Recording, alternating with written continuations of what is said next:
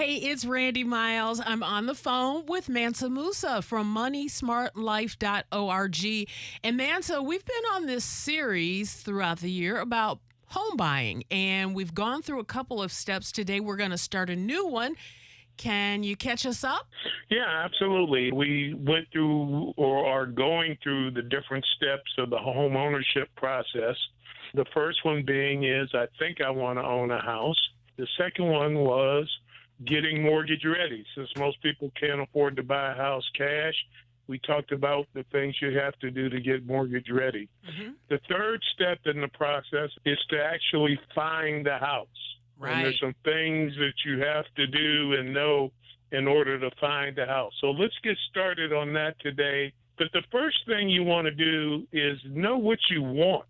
You got to help the realtor help you, right? You got to have some idea of what type of house you want, the size of house you want, what are the required amenities, not just the nice to haves, but what are the things you absolutely have to have. And then the final thing is location. Yes. Where is this house going to be?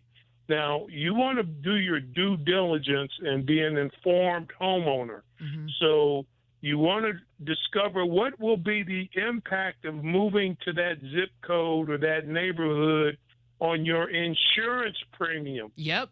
That can be very significant. Your car and your home ownership premiums can really impact you just based on where you live. The next thing you want to check is, what is the property tax on that house going to be? Is it a low tax community or is it a higher tax community?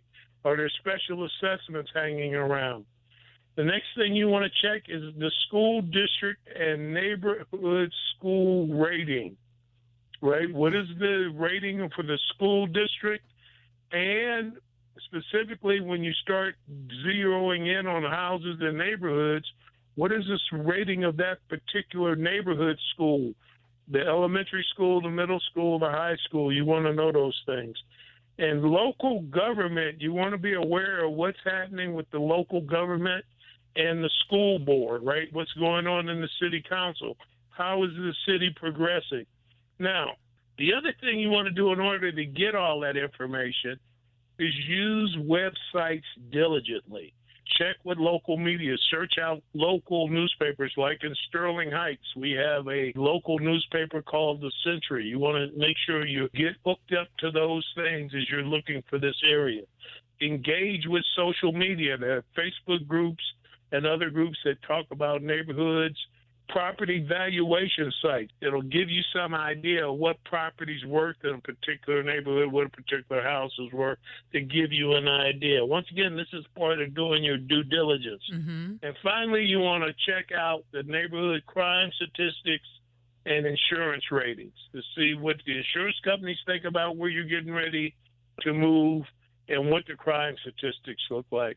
So those are the things you want to do as you start talking about where is it I want to live, how you're going to find the house.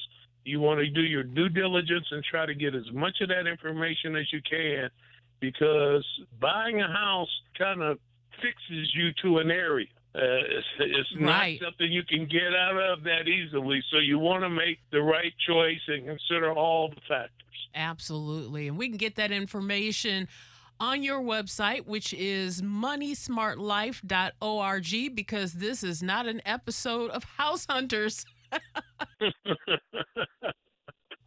And you can also go to my website for all the archives, which is TakeControlTuesday.com. Thank you, Mansa. Thank you.